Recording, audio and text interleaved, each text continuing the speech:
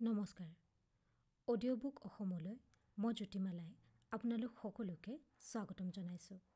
আজি আপোনালোকলৈ লৈ আহিছোঁ ইতিহাসে সোঁৱৰা ৬০টা বছৰ নামৰ কিতাপখনিৰ পঞ্চম অধ্যায় বিভিন্ন জাতি উপজাতিৰ লগত আহোম ৰজাৰ সম্বন্ধ। প্ৰথম খণ্ড পৰ্বতীয়া জাতিৰ লগত আহোম ৰজাৰ সম্বন্ধ।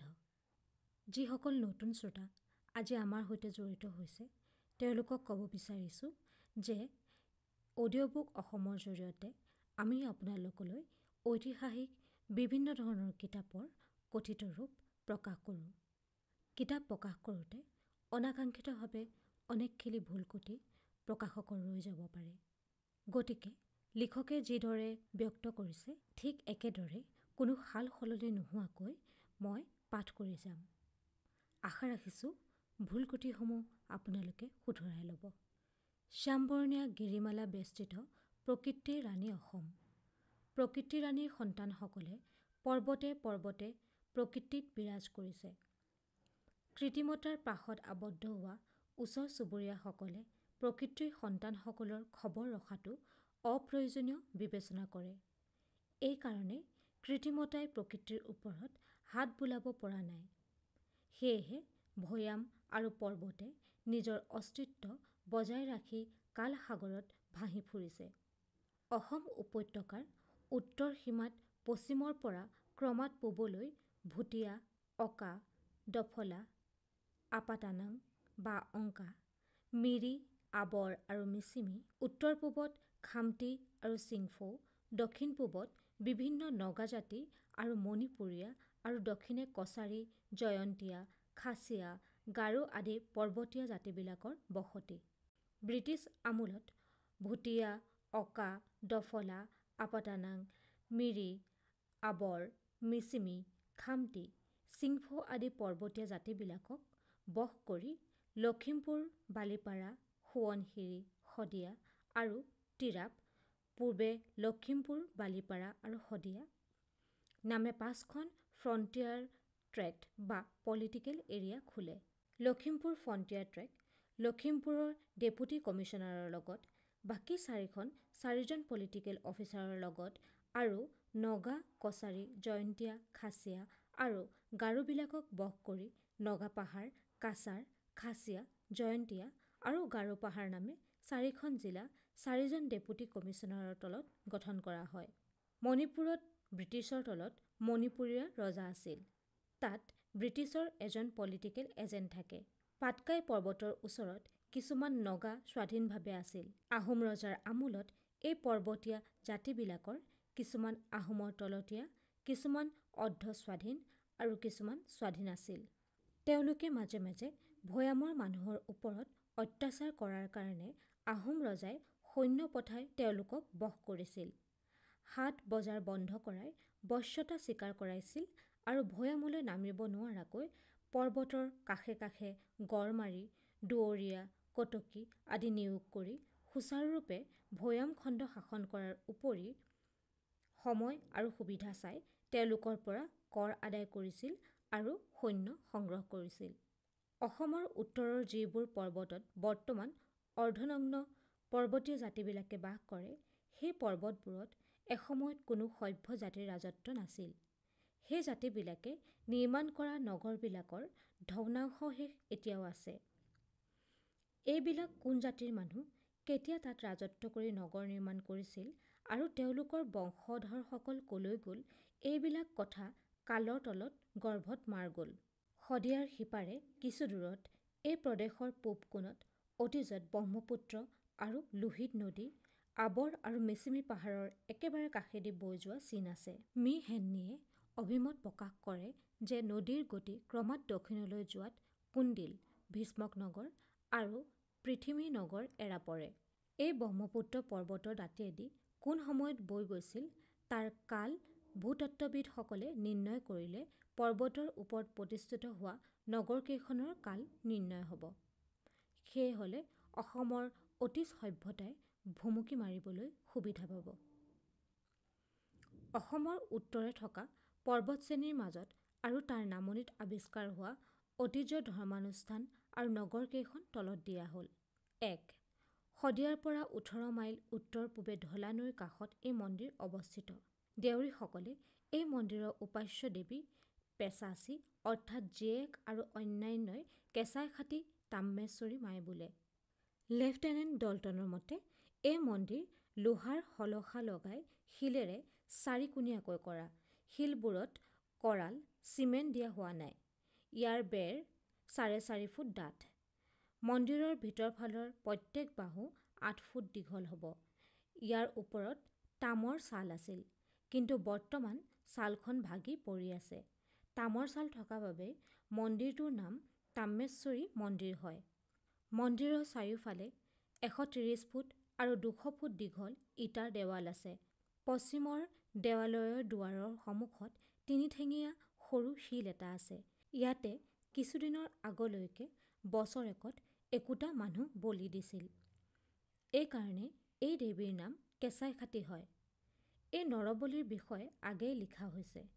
হেনৰীৰ মতে এই মন্দিৰ 15 শতাব্দীৰ অৰ্থাৎ বামুণীয়া ধৰ্মৰ পুনৰুত্থানৰ সময়ত পুনৰ নিৰ্মাণ কৰা হয়। তেওঁৰ মতে এই মন্দিৰ গ্ৰেনাইটৰ দ্বাৰা গঠিত। ইয়াৰ দুৱাৰ সুন্দৰ কাৰুকাৰ্যৰে পৰিপূৰ্ণ আৰু দুৱাৰৰ সন্মুখত এটা ডাঙৰ শিলৰ হাতী আছিল। এই হাতীৰ দাঁত দুটা ৰূপৰ আছিল বুলি কয়। এই মন্দিৰ কোনে নিৰ্মাণ কৰিছিল কোৱা টান। আহোমসকলৰ আগেয়ে চুতীয়া ৰজাৰ দিনতো ইয়াত নৰবলি চলিছিল।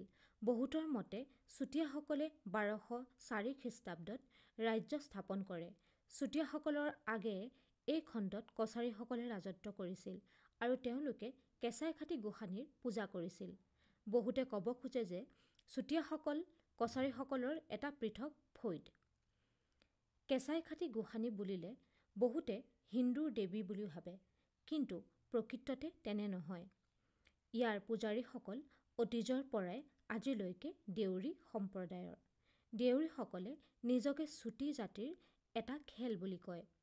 যদি প্ৰকৃততে দেউৰীসকল চুতীয়া হয় আৰু যদি দেউৰীসকলে কছাৰীসকলৰ ৰাজত্বৰ দিনতো কেঁচাইখাতিৰ পূজা কৰিছিল, তেন্তে কছাৰীসকলৰ লগত চুতীয়াসকলৰ সম্বন্ধ থকাটো প্ৰতিপন্ন হয়। আজিও চুতীয়া ভাষা দেউৰীৰ মাজত প্ৰচলিত। আহোমসকলে চুতীয়াসকলৰ লিখিত ভাষা পাইছিল বুলি শুনা যায়। আজি চুতীয়াসকল হিন্দু আৰু তেওঁলোকে কেঁচাইখাতি পূজা নকৰে। কিন্তু দেউৰী আৰু কছাৰীৰ বহুত মানুহ তেওঁলোকৰ পূৰ্ব ধৰ্মতে আছে আৰু তেওঁলোকৰ মাজত কেঁচাইখাতি গোসানীৰ পূজা প্ৰচলিত। কেঁচাইখাতি গোসানীৰ পূজাৰী 4 জন: বৰ পূজাৰী, সৰু পূজাৰী, বৰ ভৰালী আৰু সৰু ভৰালী। আহোম ৰজাই তেওঁলোকক বৰ সন্মান কৰিছিল। এই দেউৰী পূজাৰী 4 জন ৰাজসভালৈ আহিলে আহোম ৰজাই থিয় হৈ সন্মান জনাইছিল। উল্লেখযোগ্য যে ৰজাই আন কাকো থিয় হৈ সন্মান নজনাইছিল। 2. বুঢ়াবুঢ়ীৰ মন্দিৰ। শদিয়াৰ পৰা 10 মাইল উত্তৰ দিশে ডিক্ৰং আৰু দেওপানীৰ সংগমস্থলৰ ওচৰত বুঢ়াবুঢ়ী মন্দিৰ। এই মন্দিৰ অতি পুৰণি। হিন্দুৰ মতে এইটো মহাদেৱৰ মন্দিৰ, কিন্তু হেনৰীৰ মতে ই বৌদ্ধ মন্দিৰ। এই দুই মতৰ কোনটো মত সত্য কোৱা টান, কাৰণ এই মন্দিৰৰ উপাসক দেউৰীসকল হিন্দুও নহয়, বৌদ্ধও নহয়। দেউৰীসকলে বুঢ়াবুঢ়ীক গিৰিচাগিৰি বোলে। হেনৰীয়ে কয় যে বাহিৰ ফালে শিল আৰু ইটাৰে নিৰ্মিত এখন দেৱালয়ৰ মাজৰ বহল ঠাইত 6কোণীয়া এখন বেদী আছে। ইয়াৰ সন্মুখত শিলৰ ওখ ঠাই আছে আৰু তাতে পূজা দিয়া হয়। বেদীৰ পৰা 60 খোজমান দূৰত আৰু এখন দেৱাল আছে আৰু দেৱালৰ বাহিৰে দ খাল আছে। ইয়াৰ দুৱাৰৰ কোনো চিন নাই, কিন্তু বেদীৰ পশ্চিম ফালৰ পৰা এটা ওখ বাট আছে। দুয়ো বেদীৰ ওচৰত এসময়ত ঘৰ আছিল, কিন্তু এতিয়া নাই। দেউৰীসকলে পিছাদেমা বা বলিয়া বাবা বৰপুত্ৰ নামে আৰু এজনা দেৱতাৰ পূজা কৰে। এইজনা দেৱতাৰ মন্দিৰো এই অঞ্চলতে আছিল। 3. পৰশুৰাম কুণ্ড মহানদ ব্ৰহ্মপুত্ৰৰ এটা কুণ্ড আৰু এই কুণ্ড ভৈয়ামলৈ নমা ঠাইত। এই কুণ্ড অতীজৰ পৰা হিন্দুৰ পবিত্ৰ তীৰ্থস্থান। ইয়ালৈ অতীজৰ পৰা বৰ্তমানলৈকে ভাৰতৰ নানা ঠাইত তীৰ্থযাত্ৰী আহে। কালিকা পুৰাণত এই কুণ্ডৰ বিষয়ে তলত লিখামতে লিখিছে: কৈলাশৰ ওচৰত মৰ্যাদা পৰ্বতত শান্তনু ঋষিয়ে তেওঁৰ পত্নী আমোঘাৰ সৈতে আশ্ৰম পাতি আছিল। এদিন শান্তনুৰ অনুপস্থিতিত ব্ৰহ্মা আশ্ৰমত উপস্থিত হৈ আমোঘাৰ সৌন্দৰ্যত মোহিত হৈ আলিংগন প্ৰাৰ্থনা কৰে। আমোঘাই ব্ৰহ্মাৰ প্ৰাৰ্থনা প্ৰত্যাখ্যান কৰাত ব্ৰহ্মাই ধৰিবলৈ খেদি যায়। আমোঘাই লৰি ঘৰৰ ভিতৰত সোমাই দুৱাৰত ডাং দিয়ে আৰু ব্ৰহ্মাক শাপ দিম বুলি কয়। শাপৰ ভয়ত ব্ৰহ্মা পলাই যায়, কিন্তু অতিকৈ কামোদমত হোৱাত পৃথিৱীত তেওঁৰ বীৰ্য পৰি যায়। শান্তনুৱে ঘূৰি আহি তেওঁ ঘৰৰ সন্মুখত হাঁহৰ, ব্ৰহ্মাৰ বাহন ৰাজহাঁহ, খোজ আৰু পৃথিৱীত তেজোময় বীৰ্য দেখি আচৰিত হৈ তেওঁৰ পত্নীক তাৰ কাৰণ সোধে। আমোঘাই কয় যে চাৰিমুখীয়া কোনো এজন ৰাজহাঁহত উঠি আহি তেওঁক বলাৎকাৰ কৰিব খুজিছিল, কিন্তু তেওঁ শাপ দিম বুলি কোৱাৰ ভয়ত পলাই যায়। শান্তনুৱে ধ্যান কৰি পালে যে জগতৰ হিতৰ বাবে ব্ৰহ্মাই তেওঁক আশ্ৰমত উপস্থিত হৈ তেওঁৰ প্ৰতি কৃপাদৃষ্টি কৰি আমোঘাক বলাৎকাৰ নকৰি বীৰ্য পেলাই থৈ গৈছে। শান্তনুৱে আমোঘাক বীৰ্য পান কৰিবলৈ কয়। পতিপৰায়ণ আমোঘাই এহাতে বীৰ্য পান কৰিবলৈ টান পালে আৰু আনহাতে পতিৰ বাক্য অৱজ্ঞা কৰিবও নোৱাৰা হ'ল।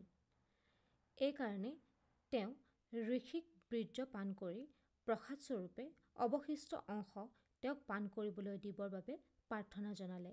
ঋষিয়ে তাকে কৰিলে। ব্ৰহ্মবীৰ্য পান কৰাত যথাসময়ত আমোঘাৰ এটি তেজোময় পুত্ৰ হয়। ল'ৰাটি ব্ৰহ্মাৰ পুত্ৰ কাৰণে তেওঁৰ নাম ব্ৰহ্মপুত্ৰ হয়। ব্ৰহ্মপুত্ৰই পাহাৰৰ পানীৰে এটি কুণ্ড কৰি তাতে সোমাই থাকিল। এয়ে হ'ল ব্ৰহ্মকুণ্ড, হিন্দুৰ পবিত্ৰ তীৰ্থস্থান। যমদন্তি আৰু ৰেণুকা। যমদন্তি ঋষিয়ে স্নান কৰিবলৈ পানী আনিবলৈ তেওঁৰ পত্নী ৰেণুকাক গংগালৈ পঠায়। ৰেণুকাই পানী আনিবলৈ গৈ চিত্ৰৰথক তেওঁ কামিনীগণসহ গংগাত জলকেলি কৰা দেখি সেইফালে চাই থাকি পানীলৈ পাহৰিলে। বহুত সময়ৰ মূৰত তেওঁ পানী নিবলৈ অহাৰ কথা মনত পৰি পানীলৈ ঘৰ পায়গৈ। ধ্যান কৰি ঋষিয়ে ৰেণুকাৰ পলম হোৱাৰ কাৰণ জানি পুতেকহঁতক ৰেণুকাক হত্যা কৰিবলৈ আদেশ দিয়ে। ঋষিৰ প্ৰথম 4জন পুত্ৰই মাতৃহত্যা পাবলৈ ভয় কৰি অস্বীকাৰ কৰাত পঞ্চম পুত্ৰ পৰশুৰামে হাতত থকা পৰশু কুঠাৰেৰে মাকৰ মূৰ কাটি পেলায়। মাতৃহত্যা কৰাত কুঠাৰখন তেওঁৰ হাতৰ পৰা নেৰা হয়। ঋষিয়ে পুতেকৰ কামত সন্তুষ্ট হৈ তেওঁক চিৰজীৱী অজেয় বীৰ হ'বলৈ আশীৰ্বাদ দি বৰ প্ৰাৰ্থনা কৰিবলৈ কয়। পৰশুৰামে মাকৰ পুনৰ্জীৱন আৰু ককায়েকহঁতৰ পাপ মোচনৰ বাবে বৰ প্ৰাৰ্থনা কৰি তেওঁ মাতৃহত্যা পাপৰ পৰা উদ্ধাৰ পাবলৈ উপায় সোধে। ঋষিয়ে তেওঁক তপস্বী বেশে তীৰ্থভ্ৰমণ কৰিবলৈ উপদেশ দিয়ে। পৰশুৰামে তীৰ্থভ্ৰমণ কৰি অৱশেষত ব্ৰহ্মকুণ্ড পায়। তেওঁ হাতৰ কুঠাৰেৰে পৰ্বত কাটি কুণ্ডৰ পানী পোৱাই দি সেই পানীত স্নান কৰাত তেওঁৰ হাতৰ কুঠাৰখন সৰি পৰে।